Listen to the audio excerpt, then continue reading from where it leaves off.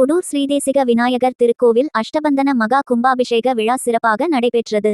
மதுரை மாவட்டம் புடூர் பகுதியில் உள்ள ஸ்ரீதேசிக விநாயகர் திருக்கோவில் ஜீர்ணோத்தாரண அஷ்டபந்தன மகா கும்பாபிஷேக விழா மதுரை உயர்நீதிமன்ற கிளை மூத்த வழக்கறிஞர் ராமகிருஷ்ணன் தலைமையிலும் சிவாச்சாரியார் முன்னிலையில் வேத மந்திரங்கள் முழங்கப்பட்டு எடுத்துவரப்பட்ட புனித நீரானது கோபுர கலசத்தில் ஊற்றி கும்பாபிஷேகம் சீரும் சிறப்புமாக நடைபெற்றது.